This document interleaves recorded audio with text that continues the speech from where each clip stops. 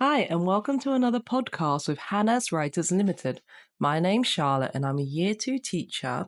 I've had work experience working in a nursery school for children aged 0 to 4 years old, and I'm now working at a primary school. If you haven't heard any of these podcasts before, then be sure to check out Hanaz Writers' YouTube and Spotify channels. In today's podcast, I'm going to be talking about AI-generated chat support, such as Chat GPT, chatbots in general. I'm going to look at if AI-generated chatbots are a good idea or a bad idea. So Chat GPT. First of all, I'm going to talk a little bit about why it's a bad idea. Because personally, when I first heard of Chat GPT, I thought it was a silly idea. Maybe it's because I just don't like change, or I was worried about an artificial intelligence being able to take over a human being's imagination and their creativity. And honestly, initial thoughts, I thought people who use ChatGPT are lazy. They're giving their hard work over to a computer and, asking that computer to generate their work for them. Based on this idea that I had, I was I'm negative, I guess. My feelings towards ChatGPT, AI bots, and virtual assistants is kind of negative. I do think that there's, in some way, it is taking away a human being's creativity. It takes away your creativity. You're giving your work over to someone else or something else. It's not even human to do the work for you. So when I was working, we had a student who came and they were using ChatGPT, the Google one. And with the chatbot, they just said or they typed in what they wanted to be generated. So like if it was a poem or a story or a little quick description of something, they just say, type in the box description about this person, and you want it in a poem, and the poem needs to be like happy and fun and include these words in it. And it was really fast. The Chat GPT generated it really quickly. It was done in maybe a minute or less than a minute. So I will say that for the software programs who have created Chat GPT and these kind of AI bots, they've done a really good job. When I think about it, they've spent time, they've worked hard to create this kind of computer program for people. And it can help a person, actually. It writes the story really quickly. The poem was done in less than a minute. And it was a really good poem. We read through it and I was like, wow, this is actually pretty good. And it was a very interesting thing to see. The only thing I would say is that it's maybe a little bit too great. And when I say it's too great, or this is kind of what I mean, the chatbot writes like the amazing essay or the poem for you. But then you still have to then read through it. You have to check what's actually been written. Even though the program has done everything really quickly, there might just be odd things or odd facts to check, especially to fact check and see that it is true. You need to check the grammar sometimes, because I think at this stage it writes the sentences quickly, creates the whole document, but then there's still bits and pieces that you need to read to check the grammar, check the wording, vocabulary. Sometimes the sentences maybe not made no sense, or they sounded a bit odd, a little bit inhuman. They needed to be just checked through. Vocabulary also, sometimes they use certain words and it's not words that you would normally use in your work or in your vocabulary. It would just change things and use a bigger word or a word that's not normally found in the common language or in everyday language. With the grammar as well, it's still a computer software. So sometimes the language sounds odd. You read through it and it doesn't sound like a native speaker maybe. So having these words, these types of things, well, it's nice. It can lead to some great sentences and it's really interesting. But it can also lead to maybe awkward conversations of a student who uses a ChatGPT to create their essay or their assignment. And then after they've created it, the teacher has to talk to them about it. So here's the example. Here's a scenario. The student gets their essays or assignments.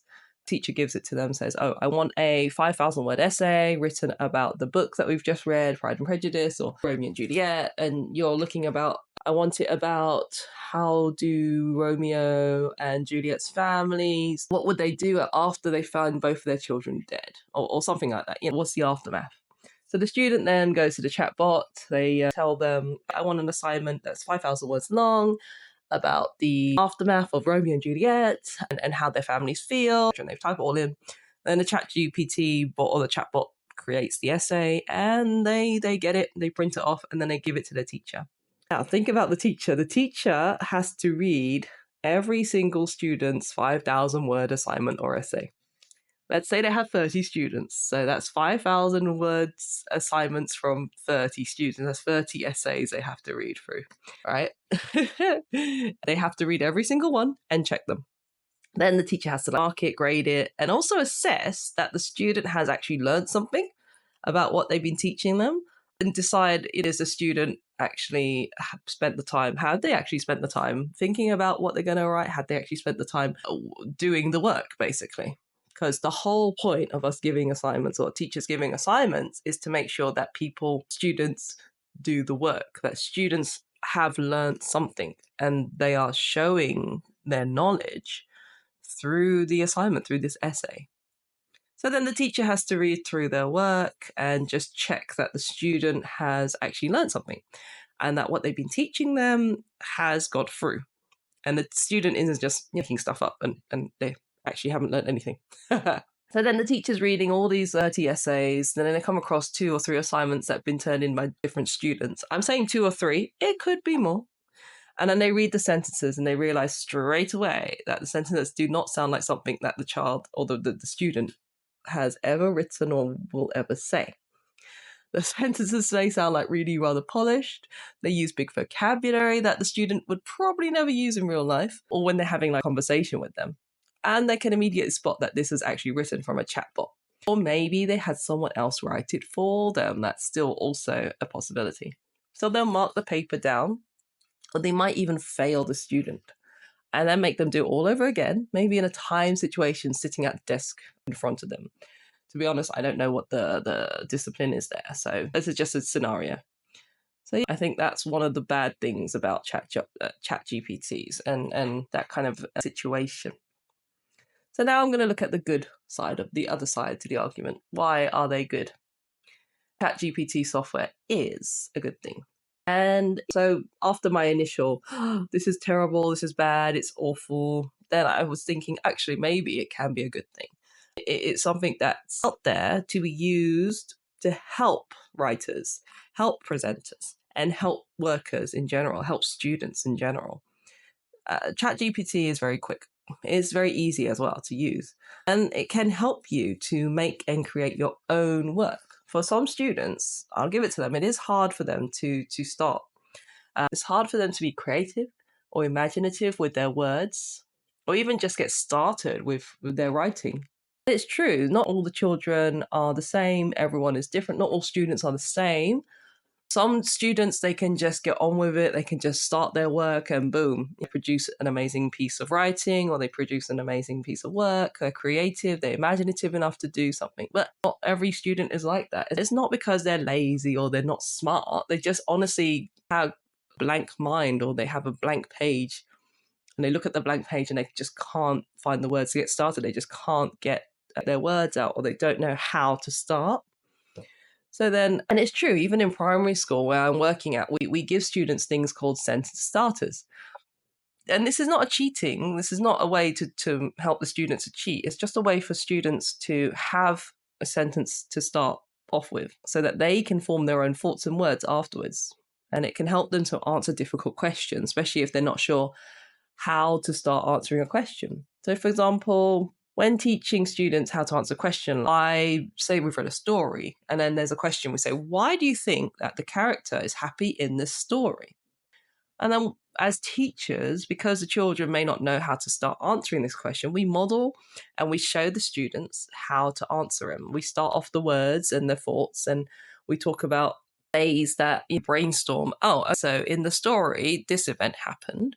So the character, would they be happy about that event or would they be sad? So it was a birthday party. Was it their birthday party? Yes. So imagine you're at that child or you're that person in the story, you're having a birthday party. Would you feel happy about it or sad? And everyone would say, yes, I'm happy about it. So then you can move them on through there. So for this type of question, why do you think the character is happy in this story? We can model a few sentence starters for the children. So we can say a sentence starter such as, I think that the character is happy in the story, and then you go on to explain why. But you have to have that initial sentence at the beginning. I think that the character is happy in the story because, and then you can give your reply and your answer. Another sentence starter we could have is, I can tell the character is happy because. And again, it's just a way for them to start answering the question, because some children say, well, because the character they got cake or something, But it's just a way to just refine what they're saying, basically. Another sentence starter you could have is, in the story, the character shows that they're happy because da. And that means that they are happy because, and then you give more explanation. And it's just a way to help them to improve their sentence structure, help them to improve their writing, help them to improve their speech as well. Because in primary school, the whole point is to get them thinking about how to answer these questions. And then after a while, they integrate this into their language. They integrate this into their writing, and it just becomes natural after a while.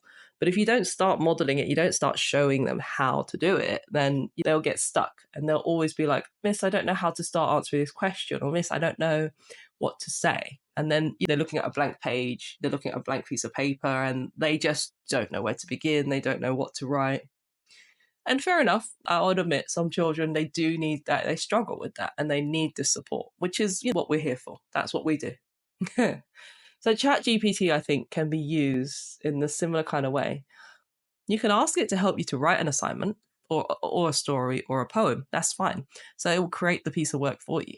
But then I think you need to put in the extra work to read through the assignment yourself. Read the story, read the poem, and then you make the changes that you want to make to it. You change the sentence, you change the words, you make it sound more like you want it to sound, more like you, basically. So I don't think it's right that people just ask ChatGPT, oh, create this assignment or create this essay, and then they just turn it in like that. I think people, students in particular, or workers, especially if you're getting it to write your reference, or your people, they might get the ChatGPTs to write their own references and then pass it off as the bosses. I don't know. It could happen. Or they get them to write their CVs and stuff like that.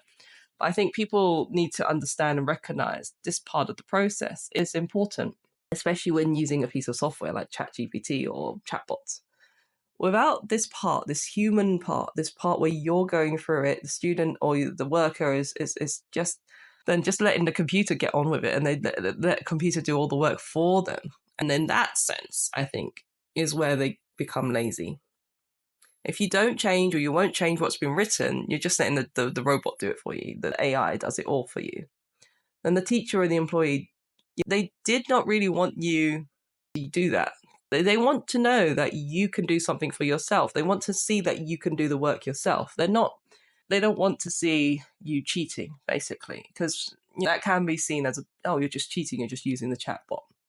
They want to see that you're putting work in, you're putting the effort. They care that you've learned something with your time with them. And they wouldn't have asked you to write the assignment or the novel or the poem in the first place if they didn't think you could do it. They would have just asked you to go and ask a chatbot to create the work for you. That's what they would have said. They want to see what you can do at the end of the day. They want to see what you're capable of. And once they can see where you're at, then they can help you with it. The whole point of us teachers is to help you. Because at the end of the day, we want to see students do well. After a year with us, or after 9 months, or however many months we're with you, you have a test. And in May or June, July, August, you have these tests that you have to do at the end of the year. So you start the work in September, October, November, December, January, February, March, April. That's like 8 months with the teacher. 8 months of us teaching you things. 8 months of the teacher putting their blood, sweat and tears into their plans and making sure that you're learning something. And it's all getting ready for this test in May or June or July. You have 3 months of testing, and it's a lot of work. And they want to know that you can do it. They want to know that you'll be okay when you get to those last 3 months of the year. Those last 3 months, they want to know that you'll be okay. And they don't have to then worry and say, okay, if every time you turn your work in, you've let someone else do the work. When you get to those last 3 months, you're, at the end of the day, the teacher's not taking the test for you. You are. And you're kind of then stuck. So you don't think that teachers are just being mean because they want to be. They're not. They actually just want to make sure that you're okay and you can get through the tests at the end of the year. Anyway, I digress. So overall, I think that the chatbot should be used as an aid, a tool that can help you to get where you need to get when you get stuck with something, especially when you're trying to write stories or novels or poems. And it can give you ideas and, like I said, a sentence starter, and help you to go off and help you to become more imaginative and more creative and say, oh, actually, I didn't think of using the words that way. I didn't think of writing it that way. And you can't really find the words to say something in a professional or a sensitive way, then yes, use a chatbot to help you find the words, help you give you an idea of how to say something and the way to say it, rather than being rude and crass and just saying something bluntly. Then you can take the beginning of that sentence, you change the middle, you change the end, and you put your own thoughts and ideas and your own words to it. And I think that's okay. So thank you for listening to the podcast. Let me know what you think. Do you think chatbots are good, bad? Do you think they're helping us get better or worse with our writing? Let me know what you think. Leave your comments below. If you've enjoyed this podcast and you'd like to subscribe, then click the subscribe button below. You can hear more podcasts with Hanaz Writers on their YouTube and Spotify channels. And you can also follow Hanaz Writers on Instagram, Facebook, and Twitter. They are at hanaz.writers. Thank you so much for listening, and until next time, bye.